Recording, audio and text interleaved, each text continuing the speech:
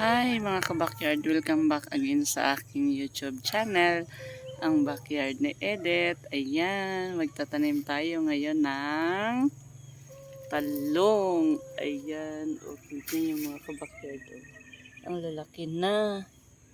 Oh, sobrang laki na. Kasi nga, alam nyo naman na sobrang busy ang inyong ka-backyard. Kaya ayan, ang lalaki na ng mga talong bago ka maitanim. So ngayon, grabe, ang bilis lang talaga siyang lumaki. Oh. Grabe talaga, oh. Lalaki na, oh. Mahahaba na talaga.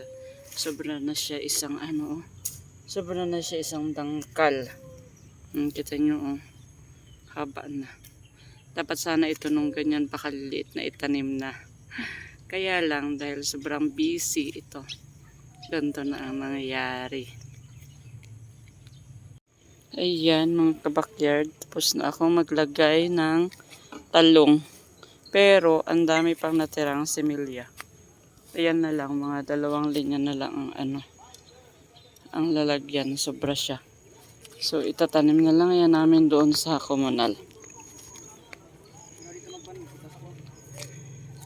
Ito na, naglalagay si Dani ng compost.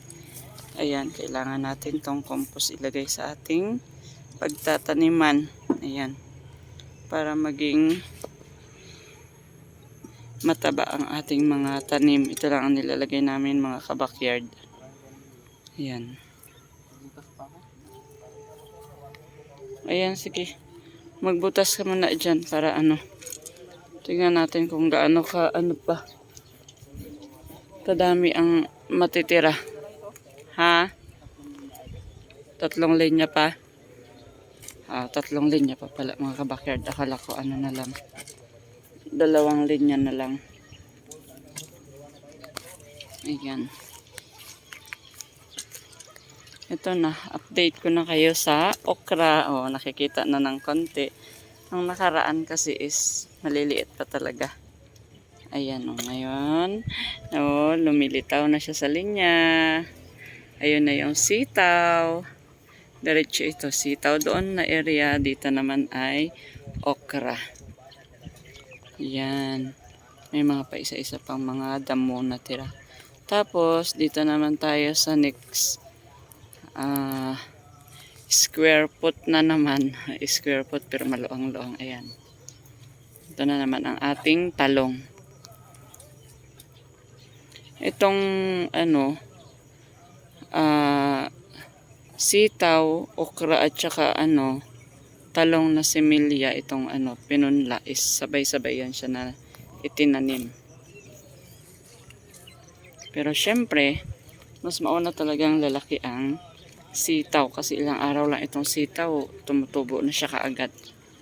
Ayan, update tayo ng kaunti. Oh, ang kapal na oh. Nung nagpaakyat ako ng mga sitaw, oh, talagang manipis pa siya. Pero ngayon kita na talaga ang kakapalan, oh. Ayan na.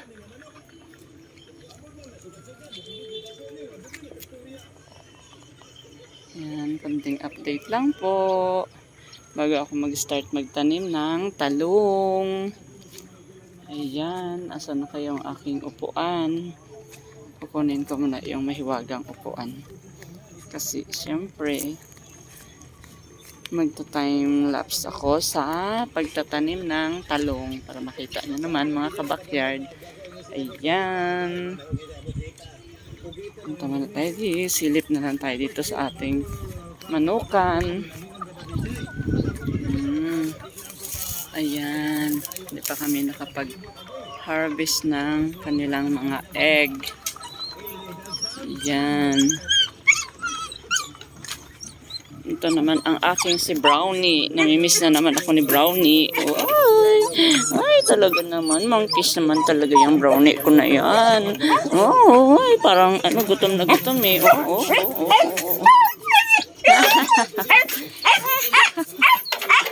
Huwag na maingay. Huwag na maingay.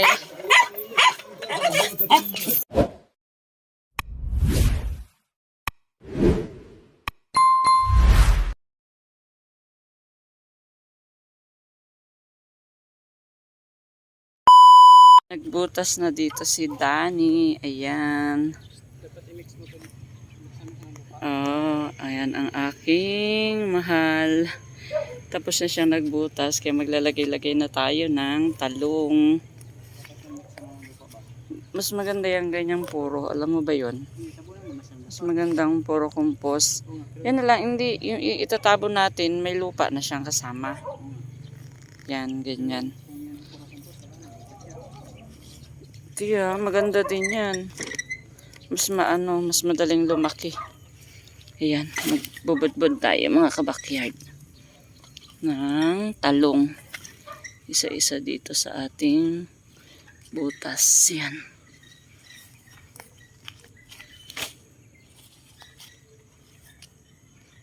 Grabe.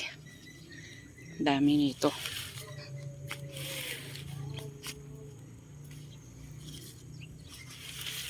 Lagyan muna natin para ano. Mamaya, tanim-tanim na lang tayo. Yan. Ito, ang dami talaga nito mga kabakyard. Kasi ano to, parang, alam, sobra to, 1,000 puno. Yan. Dapat maliliit pa lang to na itanim na.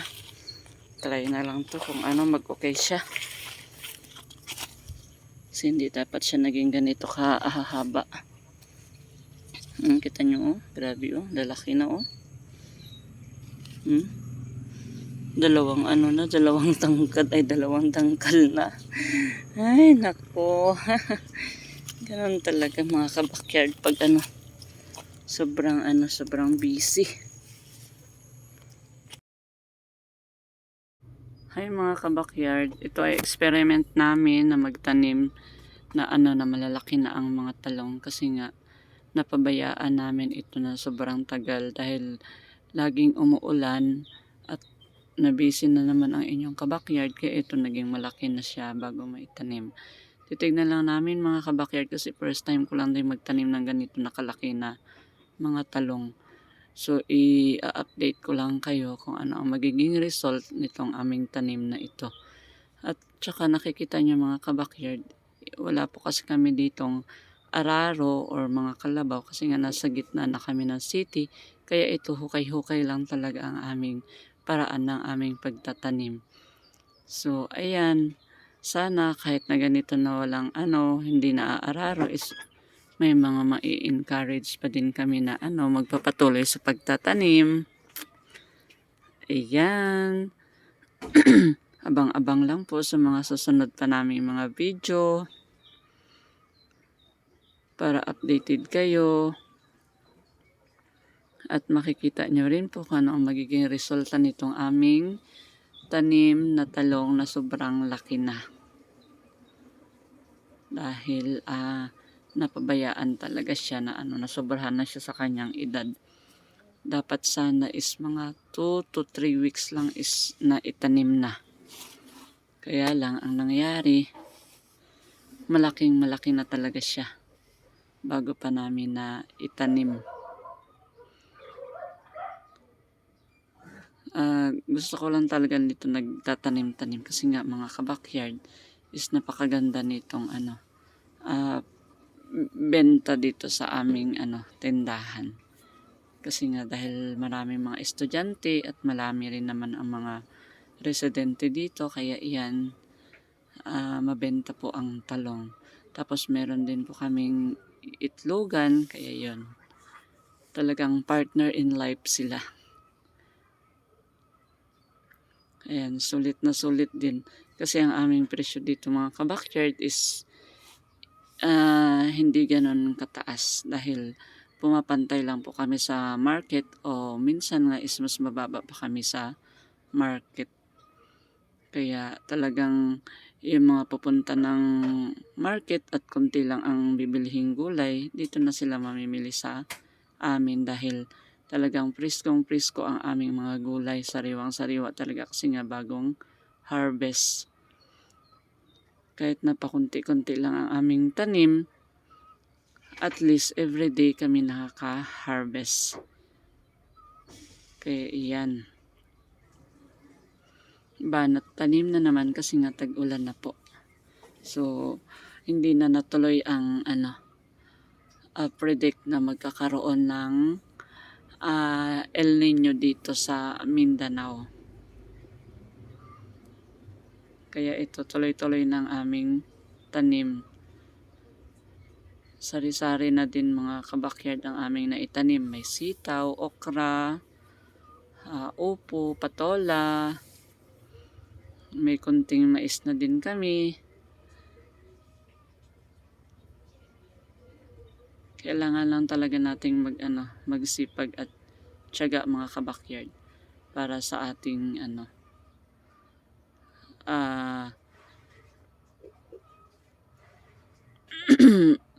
para sa ating konsumo at syempre para maibenta na rin. Ayan, inabot na kami ng gabi dito sa aming pagtatanim kasi nga hukay-hukay lang siya mga kabakyard. Pero okay lang po kasi sa pagdadamo hindi na rin namin problema dahil ginagamitan namin ng mower. Talagang sinadya na siya na malalayo ang space ng mga tanim para maisingit ang ng mower. Kaya ayan, sana palagi kayong nag-i-enjoy sa panonood ng aming mga video at patuloy po kayong sumuporta sa mga 391 subscriber ko nga pala. Thank you po sa inyong lahat. Maraming salamat sa patuloy na inyong panonood. At sana madagdagan pa ang aking 391 subscriber para maabot natin ang 1K na kailangan ni Papa YouTube sa atin para tayo ay mamonetize. Ayan. Dahil napakarami pong silent viewers. Dahil ang ating watch hour is pataas ng pataas. Kaya thank you sa lahat-lahat. Ayan. Bye-bye.